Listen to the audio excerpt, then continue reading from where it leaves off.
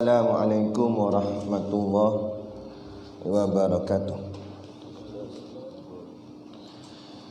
Ila hadrati sayyidina wa habibina wa syafi'ina Muhammadin sallallahu alaihi wasallam wa ila arwahi abaihi wa ikhwanihi minal anbiya'i wal mursalin salawatullahi wa salamuhu alaihi wa alaihim ajma'in wa ala ali kulli wassahabati wal qarabati wat tabi'in wa tabi'it tabi'in bi ihsanin ila yaumiddin wa ila arwahi walidina wa muallimina wa zawil huquqi alaina ajma'in.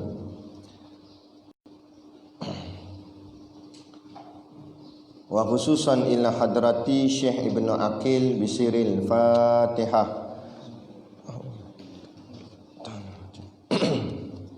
Bismillahirrahmanirrahim. Alhamdulillah.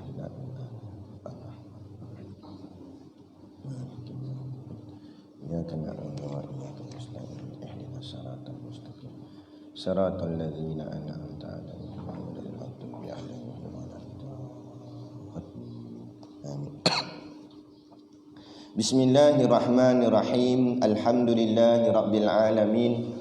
Wassalatu wassalamu ala asyrafil anbiya'i wal mursalin sayyidina Muhammad wa ala alihi wa sahbihi ajma'in.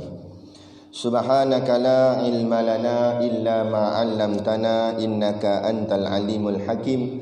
Rabbi shrah li sadri wa yassir li amri wa hlul 'uqdatam min lisani yafqahu qawli. Wala haula wala quwwata illa billahil aliyil azim. Amma ba'd. Kita sambung muka surat 65 kitab Zadul Muta'alim qala al-muallifu rahimahullahu ta'ala wa nafa'ana wa iyyakum bi ulumihi fid daraini amin ya rabbal alamin. Kata pengarang kitab, fardu mandi. Bila sebut fardu tu maknanya wajib. Wajib mandi di sini dalam arti kata lain rukun mandi wajib. Dalam kitab lain dia sebut rukun. Kitab ni dia sebut fardu mandi. Benda sama kan? Fardu mandi itu 3 perkara. Ini juga ada beza dengan setengah kitab. Setengah kitab dia tulis 2 je. 2 rukun. Ada setengah kitab tulis 3. Kerana yang ketiga tu ditambah menyucikan najis terlebih dahulu. Kerana berbeza pendapat antara imam-imam. Pertama, niat. Rukun yang pertama, niat. Innamal a'malu binniyat. Setiap perbuatan itu bergantung dengan niat. Wa innamal likulli imri'in ma nawa. Dan balasan bagi tiap-tiap orang tergantung atas apa yang dia niatkan. Maka hendaklah berniat orang yang berjunub itu mengangkatkan hadas besar. Dan berniatlah orang yang haid dan nifas mengangkatkan hadas haid atau hadas nifas. Baik, bagi orang yang berjunub maka niatnya mengangkat hadas besar. Bagi orang yang haid maka niatnya mengangkat hadas haid. Kalau orang yang bernifas pula niatnya mengangkat hadas nifas. Ikut pada takyin apa benda yang dia nak angkat. Dan hendaklah niat itu menyertai permulaan kena air pada badan. Niat jatuh air kena mana-mana juzuk anggota badan. Sebab mandi wajib dia tidak ada tertib. Bila tak ada tertib, kena mana-mana tak kisah. Mana kepala dulu ke, badan dulu ke, kaki dulu ke, kepala lutut dulu ke. Mana kena, bila kena air masuk niat masa tu. Dipanggil muqaranah. Masuk muqaranah tu kena air, kena niat serentak. Tapi tak payahlah nak yang orang cakap apa dikeraskan sangat macam nak bagi kena betul. Tak, tuang je lah air, lepas tu masuk niat. Maksudnya gitu. Maknanya sini ulama nak tekankan jangan kamu niat dulu baru tuang air. Dia masuk air niat. Maksud tu. Maka jika terkemudian niat daripada mengenai ia akan badan, wajiblah diulangi niatnya. Yang dimasukkan pada ayat bawah tu, kalau dia contoh dia dah basuh kepala kan, Lepas tu baru dia lambat niat. Katalah niat dia lambat. Dia basuh kepala. Bila air tu dah turun ke bahu, baru dia niat masuk. Jadi yang sah bahu saja. Air kepala tak sah lagi.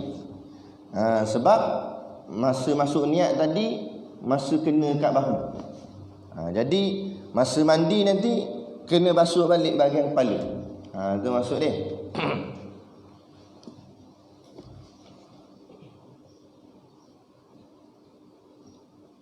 Kedua,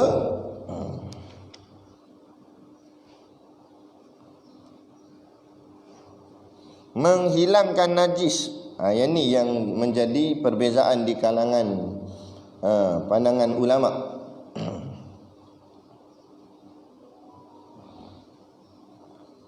Iaitu tambahan yang kedua ni. Setengah kitab dia 2 rukun je. Yang ni kitab dia kata 3 rukun. Iaitu yang dia masukkan yang kedua, iaitu menghilangkan najis jika ada pada badan. Tapi dengan syarat jika ada, tak ada najis tak apalah. Kalau ada najis, hilangkan dulu najis jika ada pada badan. Maka hendaklah membersihkan badannya daripada najis dahulu daripada mandi. Maksud dahulu tu sebelum. Membersihkan badannya daripada najis sebelum daripada mandi. Mandi apa? Mandi wajib tu. Cucikan dulu najis, sama ada kencing, berak ke apa ke, bersihkan dulu. Menghilangkan najis yang ada pada badan terlebih dahulu. Sebelum mandi, najis wajib dihilangkan dahulu, kemudian barulah mandi wajib. Ini bermakna 2 kali basuh maksud dia. Ini adalah pendapat Imam Ar-Rafi'i. Imam Ar-Rafi'i ini salah seorang ulama dalam mazhab kita, Imam Syafi'i. Okey, baik. Selalu kita dengar 4 mazhab kan, Syafi'i, Hanbali, Maliki, Hanafi. Untuk makluman kita juga, ana masa mengaji pondok ni baru tahu juga, dalam mazhab kita Imam Syafi'i pun, walaupun 4 mazhab tadi ni berbeza-beza pandangan, tapi bila kita masuk dalam mazhab kita sendiri, yakni mazhab Imam Syafi'i, dalam mazhab Imam Syafi'i ni pun berpecah kepada beberapa pandangan. Sebab tu maka dia keluar satu term perkataan, ini pendapat Imam Syafi'i atau pendapat Syafi'iyah. Beza tu. Kalau pendapat Imam Syafi'i, itu maknanya Imam Syafi'i yang kata. Tapi kalau dia kata ini pendapat Syafi'iyah, bila sebut ini pendapat Syafi'iyah, bukan Imam Syafi'i kata, tetapi imam-imam yang duduk dalam mazhab Imam Syafi'i. Contohnya Imam Romli, Imam Ar-Rafi'i, Imam Nawawi, kan? Imam Ibn Hajar, sebagai contoh. Jadi dia kata ini adalah pendapat Imam Ar-Rafi'i. Ini mazhab kita juga, cuma pecahan di dalam mazhab tu sendiri. Maknanya kadang-kadang dalam mazhab kita Syafi'i pun ada banyak kaul. Ada 2 pandangan, ada 3 pandangan. Gitu. Jadi kata pendapat Imam Ar-Rafi'i, dia kata kena nyucikan najis dulu, maknanya 2 kali basuh. Basuhan yang pertama menyuci najis, basuhan yang kedua barulah dipanggil mandi wajib. Itu pendapat Imam Ar-Rafi'i. Mengikut Imam Nawawi cukup dengan sekali basuh atau mandi sahaja. Tapi berbeza pula dengan Imam Nawawi. Imam Nawawi kata tak memadai sekali basuh. Sekali basuh itulah cuci najis dan mandi sekaligus. Sebab itulah berbeza dalam masalah rukun mandi ni. Ada yang kata 2, ada yang kata 3. Yang kata 3 itu mengikut kaul Imam Rafi'i. Yang kata 2 mengikut kaul Imam Nawawi. Jadi tak payah kita gaduh lah, sebab kita dah tahu rupanya di sana ada khilaf. Kenapa berlaku khilaf? Ini kerana khilaf ini berkaitan dengan najis hukmi yang tidak nampak. Memanglah sebelum nak mandi itu dia dah berak kencing siap dah. Tapi yang dimaksudkan oleh Imam Ar-Rafi'i menyucikan najis itu adalah kategori najis hukmi. Kan? Kita dalam kitab ni kita belum belajar lagi lah tentang pembahagian, tapi tak pasti sama ada ke tidak. Dia najis ni, kalau ustaz lain dah ngajar baguslah, kan? Dia najis ni dia ada 2. Ada najis hukmi, ada najis aini. Najis aini, najis yang nampak dengan zahir. Terang nampak, air kencing nampak, ataupun tahi tu nampak. Itu dipanggil najis aini. Ada pula di sana namanya najis hukmi. Najis hukmi ni tak nampak di zahir, tetapi dihukumkan najis. Contoh, air kencing yang sudah kering sehingga tak nampak warna kuningnya atau kesan airnya langsung tak nampak. Tapi orang tahu air kencing tu kering tanpa dibasuh. Bila tanpa dibasuh 4 tahun pun masih lagi bernajis walaupun tak nampak dengan mata, maka hukum itu namanya najis hukmi. Walaupun pada zahirnya tak kelihatan, tapi pada segi hukumnya ia masih lagi bernajis kerana belum dibersihkan, belum disucikan. Tu panggil najis hukmi. Jadi kata Imam Rafi'i, kenapa kena basuh 2 kali? Kerana khawatir di pada badan kita ni ada najis hukmi yang kita terlepas pandang. Maknanya kita tak sucikan lagi, tapi dia masih lagi melekat walaupun tak nampak dengan pandangan zahir. Jadi itu pandangan Imam Rafi'i. Nah, jadi kalau ikut tasawufnya, memilih jalan Imam Rafi'i lah kerana ihtiyat, berhati-hati. Tetapi kalau najis yang aini tidak ada khilaf di kalangan ulama. Kalau nampak jelas najis dia, maka tak ada khilaf di kalangan ulama, wajib dihilangkan najis dahulu sebelum mandi wajib. Yang menjadi permasalahan di sini ialah berkenaan dengan najis hukmi. Okey, selesai. Yang ketiga, menyampaikan air kepada sekalian kulit badan. Menyampaikan air maknanya meratakan air. Setengah kitab dia pakai menyampaikan, setengah kitab dia menggunakan perkataan meratakan. Maksudnya air itu kena semua kulit badan dan sekalian bulu dan semua jenis bulu, tak kira bulu apa pun, dan rambut dan semua rambut kena, dan sekalian bahagian badan atau kemaluan yang kelihatan. Jadi bahagian badan yang berkenaan dengan kemaluan yang kelihatan. Yang kelihatan ni maksudnya yang boleh nampak dengan mata kepala. Adapun yang tak nampak dengan mata kepala tu tak termasuk dalam anggota yang wajib dibasuh. Maknanya terlampau dalam tak payah. Macam hidung ni bahagian luar dia, telinga bahagian luar dia, jangan masuk air sampai dalam. Kan? Itu saja. Atau zahir, yang tu dipanggil zahir. Zahir ni luaran yang nampak dengan mata kasar saja. Ketika qada hajat. Yang ni yang dimaksudkan zahir ketika qada hajat, duduk mencangkung. Bahagian bila kita duduk mencangkung tu, celah-celah tu wajib kena sampai air. Jadi setengah pandangan ulama mengatakan bahawa siapa yang mandi wajib dalam keadaan berdiri tidak sah. Okey, ulang, siapa mandi wajib dalam keadaan berdiri tanpa duduk mencangkung, maka hukumnya tidak sah. Kenapa tak sah? Kerana berlipat akan punggungnya, air tak sampai di celah tengah.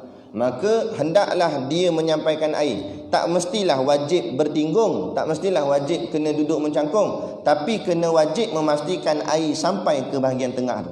Tak kiralah mu nak buat gaya macam mana, nak bertinggung boleh, nak menonggeng boleh, ikut suka, asal air sampai sudah. Anda tahu ni boring dah tinggung, nak buat style lain pula kata. Dia buat kepala bawah, kaki atas. Lepas tu siram dengan air shower. Kan?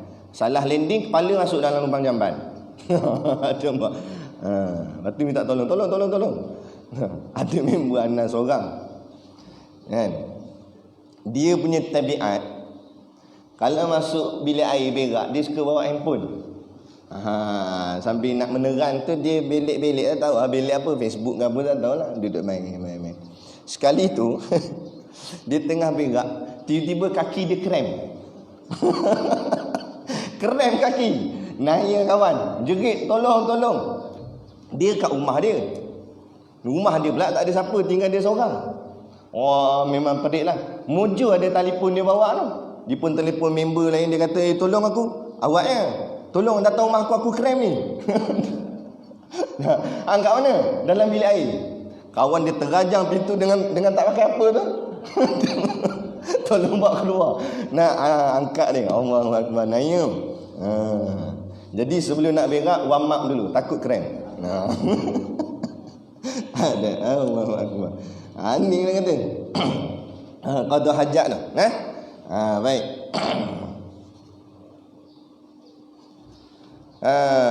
Okey, termasuklah kulit kuku, rambut yang zahir atau batin walaupun tebal. Air wajib diratakan pada bahagian kaki yang pecah-pecah, asalkan tidak sampai ke bahagian daging.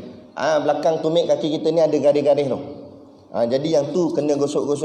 Sebab takut ada celah-celah dia tu, air tak sampai kena kulit. Sebab ada benda-benda macam mungkin tanah-tanah melekat di situ, jadi air tak sampai kulit. Bila air tak sampai kulit, jadi tak sah mandi wajib. Sebab dia kena rata semua.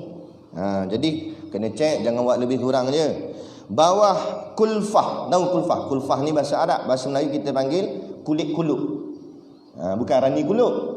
Kulit kuluk. Tahu kulit kuluk? Orang yang belum berkhitan, belum sunat tu, kulit dia tu. Tu panggil kulit kuluk. Dalam bahasa Arab dipanggil kulfah. Kalau siapa yang belum bersunat, wajib disampaikan air di bawah kulfah tu. Gosok-gosokkan ke apa ke, supaya air sampai ke semua kena. Sebab kulfah tu dia akan berlipat-lipat. Kawasan yang nampak daripada farad seorang perempuan. Yang perempuan pun kadang-kadang ada bahagian kulit dia. Jadi memadai bahagian zahir saja yang nampak dengan mata. Tak payah sampai detail dalam, dia masuk paip masuk dalam tu, tak jadi kerja. Dubur yang terbuka ketika duduk bertinggung. Bahagian punggung duduk bertinggung, maknanya duduk cangkung, buka bahagian celah tu, pastikan air masuk. Tentang menyampaikan air di bawah kuluk, wajib bagi orang yang hidup sahaja. Yang dikatakan kena sampaikan air di bahagian kulit kulfah tadi tu, itu hanya hukum untuk orang hidup. Orang mati tak payah. Kerana apa? Ni pendapat imam. Jika orang sudah meninggal dunia, mayat, tidak wajib, kerana perbuatan itu boleh menghinakan mayat. Jadi dia kalau mandi mayat, selalunya orang akan letak kain antara pusat sampai lutut, dia alas supaya jangan nampak kemaluan dia. Jadi kalau kita tahulah bahawa orang tu tak sunat lagi, umur 65 dah tak sunat lagi contoh, jadi jangan kita masuk tangan, nak cucikan dia punya kulfah tadi, tak payah. Sebab ni ulama kata tak payah. Tidak wajib kerana perbuatan itu boleh menghina mayat. Takut tengah cuci-cuci mayat muka dia nampak lagi lain pula kan. Dikebumikan sahaja tanpa disolatkan mengikut Imam Romli. Pendapat Imam Romli, dia kata kalau orang tu tak sunat lagi, jadi masa kita mandi bahagian zahir saja, adapun bahagian kulfah tu tak boleh nak kena, maka nanti kapankan aja, lepas tu ke bumi tanpa solat. Kenapa tanpa solat? Sebab kulfah dia tu tak dibasuh, jadi takut bernajis. Jadi ibadat semayang mesti kena dalam keadaan suci. Itu pendapat Imam Romli. Menurut Imam Ibnu Hajar Al-Haytami, Ibnu Hajar ni ada dua, seorang Ibnu Hajar Al-Haytami, seorang lagi Ibnu Hajar Al-Asqalani. Dua-dua tu orang lain. Yang dalam fiqh selalunya dalam mazhab Syafi'i ini, itu Ibnu Hajar Al-Haytami. Menurut Imam Ibnu Hajar Al-Haytami sebaliknya, dia kata wajib disolatkan setelah ditayamumkan mayat tadi. Tapi kalau Ibnu Hajar Al-Haytami kata kena tayamum. Kenapa tayamum? Menggantikan tempat kulfah tadi yang tak sampai air. Lepas dah tayamum, lepas tu wajib solatkan dia. Kapan dululah, jangan solat dia bogey-bogey gitu. Kapan dulu, lepas tu solat, lepas tu tanam. Selesai. Nampak? Luas pandangan kita. Kerana ulama terang betul-betul. Sanggul bagi orang perempuan, ikat sanggul wajib dileraikan jika ia menghalang air sampai ke dalam rambut. Kalau rambut panjang berikat-ikat, buka ikatan itu. Sekiranya dikhawatiri air tak sampai ke dalam rambut tu. Walaupun tak sampai ke kulit kepala, tapi maknanya dalam rambut tu, rambut mesti semua basah. Tetapi tidak wajib dileraikan jika air boleh sampai ke dalam rambut. Kalau yakin air boleh sampai dalam rambut, tak cabut pun tak ber. Sanggul dia tu. Tapi kalau khawatir tak sampai, wajib cabut sanggul dia. Bahagian dalam biji mata, hidung, lubang telinga dan bahagian batin kemaluan perempuan tidak wajib dibasuh kerana ia boleh memudaratkan. Yang dalam-dalam tak payah teruk-teruk sangat basuh. Sekadar mencuci bahagian luar-luar sahaja kerana takut boleh memudaratkan. Permasalahan yang pertama, rambut dan kuku yang tercabut atau gugur atau terpotong sebelum atau ketika mandi hendaklah dikumpulkan dan dibawa mandi bersama. Okey, baik. Sebelum kita nak mandi, tiba-tiba rambut kita gugur, orang perempuan selalunya, dan kuku kita cabut, kita potong kuku apa, tercabut atau gugur atau terpotong. Masa nak mandi, bawa sekali, mandi sekali dengan benda tu. Nah, ini pandangan ulama. Ataupun masa tengah mandi tercabut, kumpulkan, mandikan sekali. Yang kedua, afdal, mandi bermula daripada kepala tetapi ia tidak wajib. Yang afdalnya mandi start daripada kepala turun ke kaki, tapi tak wajib. Tidak wajib mualat berterusan, dan dia berbeza dengan wuduk. Wuduk wajib mualat. Kalau mengangkat hadas besar mandi wajib ni tidak wajib mualat. Apa maksud mualat? Berturut-turut. Tak wajib berturut-turut. Jadi ulama buat contoh. Oleh itu jika ada yang mula mandi dengan membasuh dari pusat ke bawah, dia mandi dari pusat sampai ke bawah pada pukul 9 pagi. Kan? Kemudian dia sambung mandi untuk bahagian pusat ke atas, dia mandi pula pusat ke atas seluruh badannya pada pukul 12 tengah hari. Dia berhenti kejap. Lepas mandi tu 9 pagi tu mandi pusat ke bawah, lepas tu dia pergi kedai Pak Ibrahim makan dulu nasi lemak. Kan? Lepas tu balik daripada kedai Pak Ibrahim, dia sambung pula mandi daripada pusat sampai ke kepala. Sah, boleh. Asalkan jangan ada bahagian yang ditinggal. Selagi ada bahagian dia tinggal, tak sah lagi mandi wajib tu. Contoh, pusat ke bawah dia mandi, lepas tu ini dada ke atas, yang sini tak kena lagi, tak sah. Jadi kalau semua kena, boleh, walaupun berganjak waktunya, berbeza waktunya. Adapun kalau wuduk tak boleh. Wuduk kita dah basuh muka, kan? Kita kena terus basuh tangan pula. Jangan sampai air yang dekat basuh muka tu kering. Kalau tidak, kena mula daripada awal balik. Itu wuduk. Baik. Selesai. Maka misal niat mandi junub itu, dia buat contoh sini. Nawaitul ghusla anil janabati lillahi ta'ala. Artinya nawaitu sahaja aku berniatlah. Al-ghusla tu maknanya mandi atau basuh. Anil janabah, daripada janabah. Janabah maknanya junub lillahi ta'ala, kerana Allah Ta'ala. Ataupun lagi, nawaitu sahaja aku niat raf'a, angkat, al-hadathil, mengangkat hadas, al-akbar, yakni yang besar, mengangkat hadas besar, lillahi ta'ala, kerana Allah Ta'ala. Jadi dua-dua niat ni contoh niat untuk junub. Jadi kalau kita tengok dalam kitab ni, dia kata misal niat. Bila misal, bukan wajib macam ni niat. Ni contoh aja ulama tunjuk. Jadi kalau kita nak niat lain pun boleh, tak ada masalah, asalkan poinnya mesti tepat. Poinnya sama. Apa poin dia? Poin dia ghusla anil janabah, yakni mandi junub, ataupun membasuh badan kerana junub, ataupun mengangkat hadas besar, ataupun terangkat hadas besar, ataupun diangkat hadas besar, ataupun mengangkat hadas big. Kira lah boleh belaka, asalkan maknanya tepat. Dia nak guna bahasa Inggeris ke, bahasa Tamil ke, tak kira, bubuh lah. Kalau nak buat logat Terengganu boleh, mengangkat hadas bapak besar. Contoh lah, dia orang Terengganu, mandi wajib Terengganu. Boleh. Misal mandi daripada haid. Contoh niat mandi haid pula. Tadi janabah, ini haid lain, janabah lain, haid lain. Nawaitul ghusla anil haid, lillahi ta'ala, haji aku niat mandi kerana haid, daripada haid, kerana Allah Ta'ala. Boleh? Itu untuk haid.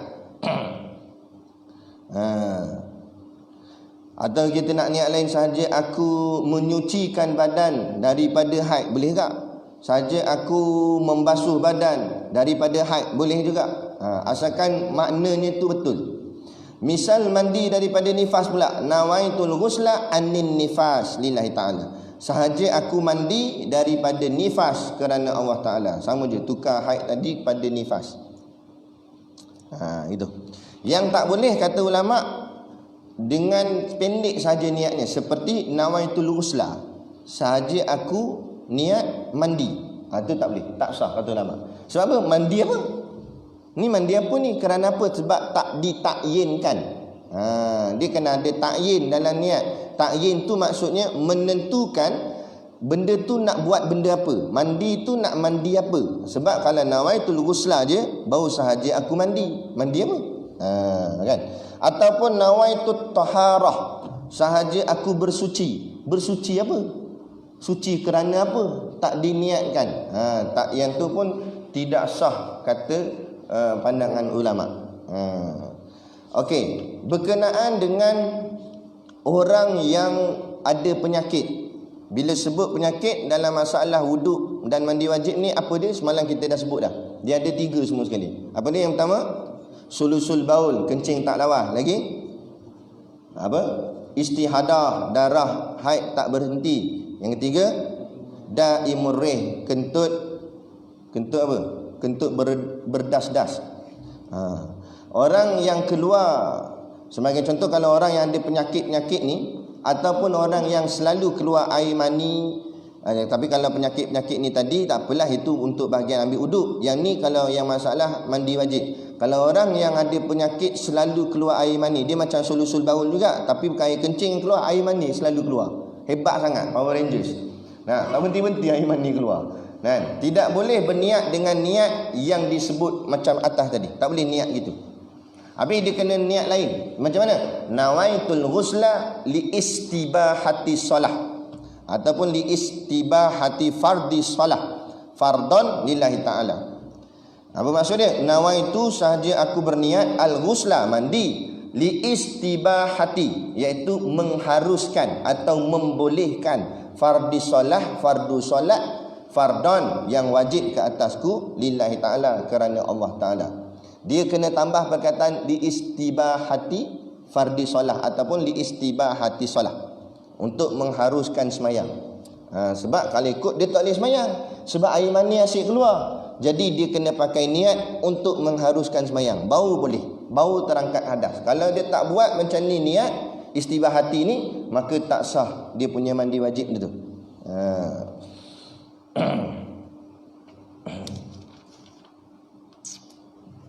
Okey, baik. Kemudian tambahan sedikit, jika seseorang dalam keadaan berhadas kecil, dia ada hadas kecil dan berhadas besar dalam waktu yang sama. Dalam waktu yang sama, dia ada hadas kecil dan ada hadas besar. Terdapat khilaf di kalangan ulama. Dalam masalah ni ada beberapa pandangan ulama. Kaul yang sahih, kaul yang benar, pandangan yang benar dalam mazhab kita Imam Syafi'i, dan sudah difatwakan, dan kebetulan kaul ni sama dengan pandangan ulama Arab Saudi. Jadi jangan terkeliru kalau kita dengar orang Wahabi pun cakap gini kak, benda sama. Sebab ni itulah difatwakan oleh Ibnu Bas, telah difatwakan oleh Usaimin. Itu semua ulama-ulama Wahabi tu, Ibnu Bas, Usaimin, satu lagi apa, Al-Albani. Dan mereka pun mengatakan perkara yang sama, iaitu sebab itulah dalam masalah Wahabi ni ada benda yang kita tak boleh tolak juga, sebab ada juga yang betul. Lepas tu jangan kita terlampau ekstrim. Yang kita lawan Wahabi ni soal akidah, kan, iaitu mengatakan Tuhan di langit. Sebab itulah ada ulama yang tak berani mengatakan Wahabi tu kafir. Sebab takut kita menuduh saudara se-Islam sendiri menjadi kafir. Saya anak tanya Tok Guru Siddiq Nur sendiri pun, Tok Guru kata tak, anak pun tak berani nak kata kafir. Cuma kita boleh kata ada ajarannya yang tak tepat ataupun tak betul. Tapi nak kata kafir tak berani, sebab takut kafir balik ke kita balik. Jadi kita jangan terlampau ekstrim sangat, kan, dalam ceramah dan sebagainya. Baik. Jadi dikatakan bahawa kalau orang tu ada hadas kecil dan hadas besar serentak, maka tidak wajib, difatwakan cukup mandi seluruh tubuhnya dengan niat mandi wajib sahaja. Tidak wajib mengumpulkan wuduk dan mandi wajibnya, dan tidak wajib tertib dalam wuduk dan mandinya. Sebut dalam 3 kitab, Kifayatul Akhyar, Fathul Mu'in, Hamish I'ana At-Talibin. Dalam 3 kitab ni ada sebut benda ni. Maksudnya apa? Kalau dia berhadas kecil dan berhadas besar, memadai dia mandi wajib saja, hadas kecil ni juga akan terangkat. Tok Guru buat contoh dulu masa mengaji di pondok. Tok Guru kata meja ni ibarat hadas besar, kitab ni ibarat hadas kecil. Bila dia angkat meja, maka akan terangkat juga kitab. Macam tu. Angkat hadas besar, maka terangkat hadas kecil. Ringkas ceritanya, Nak kita ada dua-dua hadas, kita masuk bilik air, kita mandi wajib, kita niat mandi wajib, kita keluar tu tak perlu dah ambil wuduk. Boleh dah pakai untuk semayang. Tapi dengan syarat selagi mana tak buat perkara-perkara yang membatalkan wuduk. Maksudnya masa kita mandi tadi, jangan buat 4 perkara yang membatalkan wuduk. Salah satunya iaitu menyentuh kemaluan dengan tidak berlapik tangan. Jadi masa mandi kalau kita gosok-gosok celah kangkang kita, kemaluan kita, jadi mandi hadasnya sah, tapi dia telah terbatal wuduk. Kenapa terbatal wuduk? Sebab buat perkara yang membatalkan wuduk. Jadi kalau nak mandi wajib tanpa ambil wuduk, pastikan jangan buat perkara yang membatalkan wuduk. Habis macam mana nak basuh celah? Pakailah sarung tangan ke apa, kan? Atau ambil garpu ke tonyoh situ. Yang penting air rata. Ataupun celah kangkang jeruk tekan kuat-kuat gitu. Tapi pedih sikit. Dah tak nak kena. Alah kalau kena pun masalah ni, kena lepas tu ambil lah wuduk pula, kan? Tak ada masalah pun. Ikutlah. Tapi nak cerita ni macam tu, maknanya boleh. Kan? Walaupun ada pandangan yang kata tak boleh, tetapi pandangan yang sahih dalam mazhab kita sendiri pun membenarkan boleh mengangkat. Bila mengangkat hadas besar, maka hadas kecil juga terangkat sama. Tetapi dengan syarat selagi mana tidak membuat perkara-perkara yang membatalkan wuduk. Okay, baik. Selesai. Nanti kita sambung sunat-sunat mandi pula. Kemudian menjawab persoalan Tuan Said kita semalam, dia tanya, dia kata kalau baby mati macam mana? Nak kena nak kena solat ke tidak? Okey, baik. Lepas mencari jalan jawapan itu yang kita jumpa, yang ni kita rujuk daripada bekas mufti wilayah Dr. Zulkifli Al-Bakri. Iaitulah kalau budak tu meninggal dunia, gugurlah 4 bulan ke bawah. 4 bulan ke bawah. Okey, dalam keguguran, sama ada keluar dalam bentuk segumpal darah atau segumpal daging. Kemudian pula atau juga dia lahir selepas 4 bulan, kan? Tetapi ada rupa, maknanya ada kepala, ada tangan, ada kaki, tetapi tidak menunjukkan ada hayat. Ada hayat tu maknanya ada kehidupan. Cara nak melihat ada hayat, tengok dua pandangan ulama, sama ada dia keluar suara atau dia bergerak-gerak. Kalau dia keluar suara walaupun sekejap, wek mati. Ataupun dia tangan dia menggigil, lepas tu keras diam, mati. Okey, kalau yang budak bergerak-gerak ataupun keluar suara, maka ulama dalam mazhab kita Syafi'i kata wajib disolatkan dan diuruskan macam jenazah biasa, kerana diketahui bahawa dia ada roh dalam. Sebab dia hidup tadi, cuma dia hidup tak lama, mati, kan? Jadi kena urus macam urus mayat biasalah. Mana kena mandi, kena kapan, kena semayangkan, lepas tu tanam. Tetapi kalau budak tu lahir bawah 4 bulan, lepas tu tak ada bentuk pula, hanya bentuk janin dalam bentuk segumpal darah atau segumpal daging, lepas tu pula ataupun dia lahir lepas 4 bulan tapi ada bentuk kepala, tangan, kaki, cuma dia tak hidup, tak ada tanda-tanda hidup, bunyi pun tak ada, bergerak tangan kaki pun tak ada walaupun sedikit, maka macam ni tidak disolatkan. Memadai hanya dibalutkan dengan kain, kemudian dikebumikan, ditanamkan, tidak disolatkan. Kenapa tidak disolatkan? Kerana diketahui bahawa tidak ada ruh di dalam jasadnya, hanya ada jasad sahaja. Jadi dia bukan kira 40 hari 40 hari, dia tengok pada 4 bulan tu. 4 bulan tu dengan keadaan macam mana dia hidup atau tak hidup. Okey, boleh jelas menjawab. Okey. Kemudian pula semalam ada orang nak bayar fidyah. Okey, untuk penjelasan kepada kita bersama. Fidyah hanya untuk fakir miskin. Asnaf zakat tak boleh ambil. Ya, dia beza dengan zakat. Dulu anak pun terkeliru juga, anak ingatkan fidyah sama macam zakat. Tak. Kan? Zakat dia ada 8 golongan asnaf. Salah satunya kita semua, yakni golongan fisabilillah yang mengaji ilmu agama termasuk dalam asnaf zakat. Jadi kita boleh terima zakat. Tapi kalau orang nak bayar fidyah, kita tak boleh terima. Fidyah tu hanya untuk fakir miskin. Orang fakir miskin, kalau dia memang benar-benar fakir miskin, dia boleh ambil, dia boleh terima atas jalan fidyah. Dan fidyah pula hanya ada fidyah puasa dalam mazhab kita Syafi'i. Tak ada fidyah solat. Itu ada kaul pandangan mazhab lain, tapi kaul tu sangat lemah. Kaul yang sedikit saja. Tapi yang kebanyakan ulama nak berpandangan tidak ada fidyah solat. Kerana solat tak boleh digantikan oleh orang yang hidup setelah orang tu mati. Nak ganti solat masa hidup. Adapun puasa boleh digantikan. Jadi kalau contoh ada keluarga kita meninggal, kemudian kita nak gantikan puasa untuk dia, kita puasa boleh. Kalau kita tak mampu puasa, barulah kita keluarkan duit untuk bayar fidyah puasa. Itu boleh. Ada.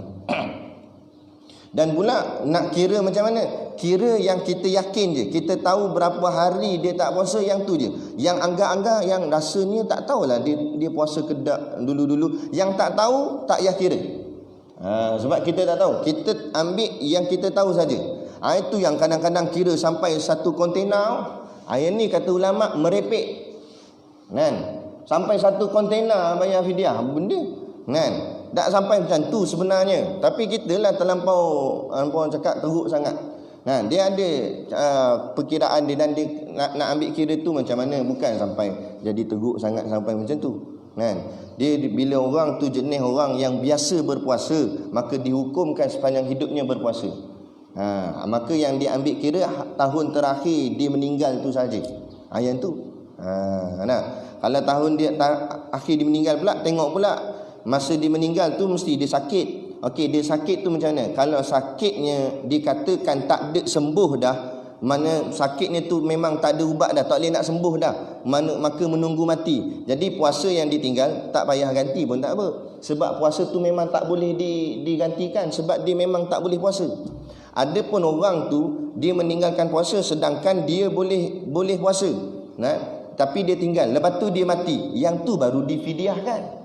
Ini kita tak faham. Asal tak puasa fidyah semua. Dah, dia ada perkiraan dia. Jadi itu pentingnya ilmu kena mengaji. Jadi insya-Allah. Jadi cukup sekadar tu dulu pada pagi ni. Wabillahi taufiq wal hidayah. Assalamualaikum warahmatullahi wabarakatuh. A'udzu billahi minasyaitonir rajim. Bismillahirrahmanirrahim. Alhamdulillahirabbil alamin wassalatu wassalamu ala asyrafil anbiya'i wal mursalin sayidina Muhammad wa ala alihi washabihi ajmain. Allahumma taqabbal minna salatana wa du'aana innaka antas samiul alim wa tub alaina innaka antat tawwabur rahim. Allahumma ja'al dinana dinan nabiy Muhammadin sallallahu alaihi wasallam wa islamana islamal muslimin wa imanana imanal mu'minin wa salatana salatal khashiin wa a'malana a'malas salihin wa niyatana niyatal mukhlisin wa dhunubana ya Allah dhunubal mustaghfirin wa hayatana hayatal ulama wa mautana bi mautis syuhada wa adkhilnal jannata ma'al anbiya alaihi wassalatu wassalam. Rabbana atina fid dunya hasanah wa fil akhirati hasanah wa qina adzabannar wa qina adzabannar wa qina adzabannar. Sallallahu ala khairi khalqihi sayidina Muhammad wa ala alihi washabihi wasallam. Subhana rabbika rabbil izzati amma yasifun. Salamun ala mursalin walhamdulillahi rabbil alamin. Amin ya rabbal alamin. Taqabbalallahu minna wa minkum. Takbir.